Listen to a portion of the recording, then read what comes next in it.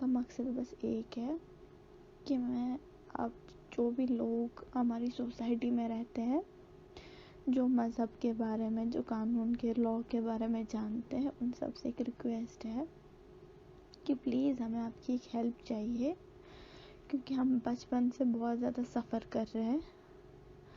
हमारी मम्मा जो है वो बहुत मतलब मेरे पैदा होने के 6 मंथ के बाद ही गुज़र गई है। मैं भी 25 ईयर्स हूँ, तो ऑलमोस्ट मेरी मम्मा को 25 ईयर्स ही गुज़र गए हैं।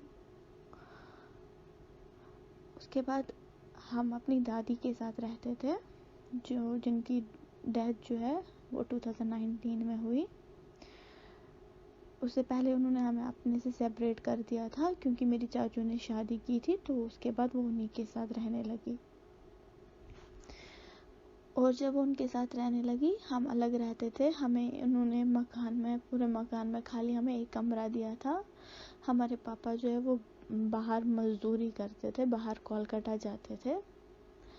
तो उन्होंने उनको फ़ोन करके बोला कि इनके पास जो किचन है इनको वो खाली करने के लिए बोलो, क्योंकि मुझे दूसरे बेटे के साथ रहना है, तो इनको छोड़ दो। तो पापा बाहर थे, तो उस टाइम वो कोई स्टेप नहीं ले पाए, तो हमने किचन छोड़ दिया और हमें पूरे मकान में से खाली एक ही कमरा दिया। उसके बाद उन्होंने हमारा जो है मेन से पावर कट कर दिया, जिसकी वजह से हम शाम को कैंडल के सामने खाना खाते थे, क्योंकि हमारे पास और कोई सोर्स नहीं था लाइट का। तो हमने वो भी बर्दाश्त किया। फिर जब 1 साल बाद हमारे पापा वापस आए, तो उन्होंने ही लाइटिंग का जो है उस टाइम इंतज़ाम किया, मेन से जो है पावर कनेक्शन लिया। उसके बावजूद भी हमारा मेन अपने पावर पे जो है अपने मीटर पे लाइट नहीं चल रही थी, बट हमें बिजली बिल जो होती है उसके लिए जो है मंथली बिल भेज दी जाती थी चाचू के साइड से। वो 6 महीने भरते थे और हमें 6 महीने की देते थे। हालांकि हम उस लाइट से कुछ यूज़ नहीं करते थे, वो हमारे में चल नहीं रहा था। उसके बाद जब दादी की डेथ हो गई, तो सब कुछ वहाँ नहीं रुका। तो जो हमारी चाची है वो हमें सताने लगी, बात बात पे लड़ाई करने लगी, गालियाँ देने लगी, बट हमने कभी कुछ नहीं कहा।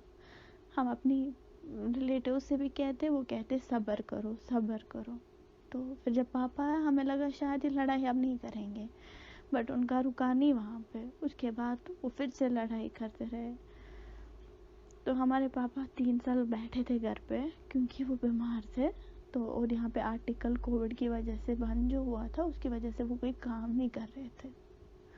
उसके बाद रिसेंटली हमारे पापा की जो है 2021 दिसंबर 31 को जो है डेथ हो गई, और तब से अभी तक ये हमें बहुत ज़्यादा टॉर्चर कर रहे हैं।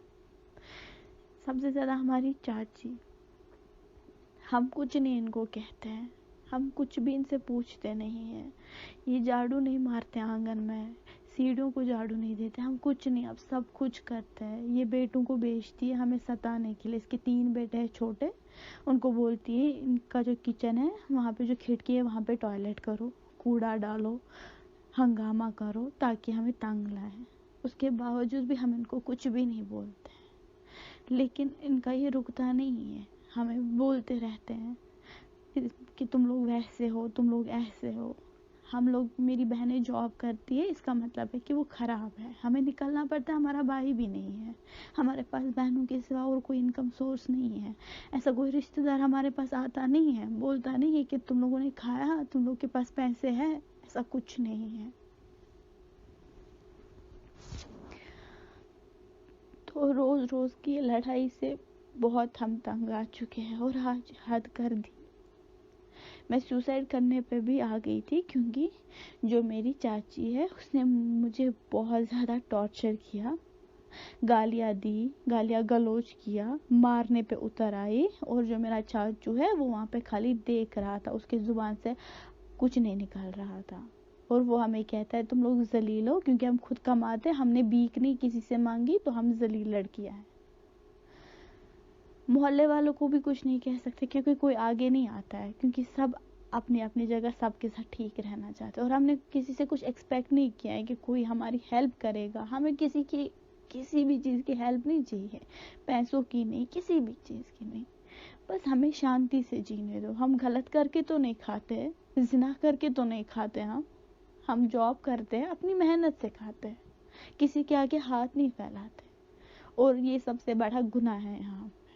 میں آپ سب سے ریکویسٹ کرتی ہوں، پلیز جس کسی کے پاس بھی یہ آڈیو جائے، اگر اس کی نظر میں ایسا کوئی انسان ہے نا جو ہماری ہیلپ کر سکتا ہے اس سچویشن سے نکلنے میں،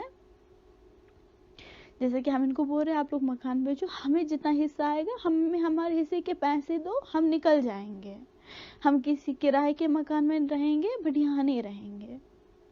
یہ ہمیں بہت زیادہ ٹارچر کر رہے ہیں، کیونکہ اس کے بعد بھی اگر کوئی سلوشن نہیں نکلا تو ہم تینوں بہنوں کو مجبوراً ہو کے خودکشی کرنی پڑے گی، کیونکہ ہمارے اس کے علاوہ اور کوئی راستہ نہیں، اور اللہ تعالیٰ کے علاوہ ہمارے آگے پیچھے کسی کا ہاتھ نہیں، کسی کا سایہ نہیں۔ اسی لیے میں چاہتی ہوں آپ لوگ پلیز تھوڑی سی ہیلپ کر دو ہماری، ہمیں بس اس سب سے نکالنے میں مدد کرو، تاکہ کل کو چاچی ہمارے گھر میں لڑکوں کو لا کر یہ نہ کہے کہ یہ ہم نہیں لائے ہیں، کیونکہ اس کی مینٹالٹی جو ہے وہ یہی ہے کہ ہم شاید خراب لڑکیاں ہیں۔ ہم نے اپنے ماں باپ کا نام کبھی بدنام نہیں ہونے دیا، اور اس کو یہ سب سے زیادہ پنچ رہا کہ ہم ایسے کیوں ہیں۔ تو پلیز اگر آپ میں سے کوئی ایسا ہے نا جو ہماری اس سچویشن میں ہیلپ کر سکتا ہے، اللہ تعالیٰ اس کو آخرت میں اس کا اجر دے گا۔